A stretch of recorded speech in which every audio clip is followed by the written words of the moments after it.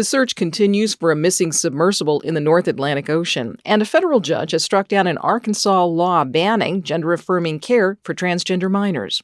Good morning. I'm Corva Coleman from NPR News, and here are today's top stories. The Coast Guard says a plane has picked up underwater noises as teams search for a missing submersible in the North Atlantic. Nothing's been found. The sea vessel is owned by a private company, Ocean Gate. From member station WBUR, Walter Wuthman says concerns have previously been raised about the submersible. People have raised safety concerns about Ocean Gate's submersible Titan before.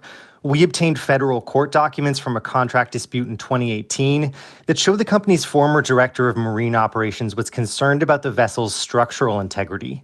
That employee, David Lockridge, was an experienced submarine pilot and said OceanGate didn't properly test the submersible's carbon fiber hull. Walter Wuthman reporting. Federal Reserve Chair Jerome Powell updates lawmakers today about inflation and the central bank's efforts to fight it. NPR Scott Horsley reports consumer prices are still climbing in the U.S., but not as fast as they were a year ago. Inflation has cooled from just over 9% a year ago to 4% last month. That improvement's given the Federal Reserve a little breathing room. Last week, Powell and his colleagues decided to leave interest rates unchanged. Fed policymakers have hinted that more rate hikes could be in store, however. Lawmakers will likely grill Powell about the Fed's strategy as it tries to bring inflation down to its 2% target, where it was before the pandemic and Russia's invasion of Ukraine. Separately, a Senate committee holds a hearing today on 3 nominees for the Fed's governing board, including a newcomer, Adriana Kugler. She's an economist who previously served in the Labor Department and is now at the World Bank. Kugler, who grew up in Colombia, would be the first Latina to serve on the central bank's governing body.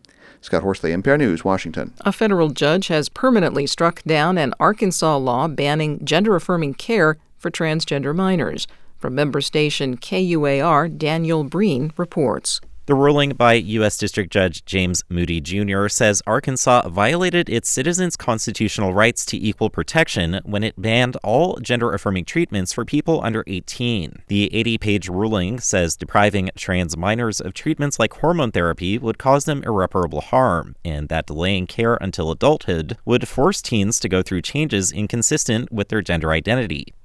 The ruling comes after an 8-day trial in December where several of the state's witnesses admitted they didn't have experience treating transgender teens and offered no evidence to dispute decades of medical research. For NPR News, I'm Daniel Breen in Little Rock. China says President Biden made an absurd, provocative statement last night. Biden said Chinese leader Xi Jinping didn't know about a suspected Chinese spy balloon that was eventually shot down by the U.S.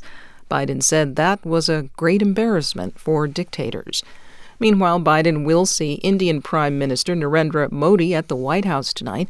That comes ahead of tomorrow's state dinner and official meeting with Modi. This is NPR.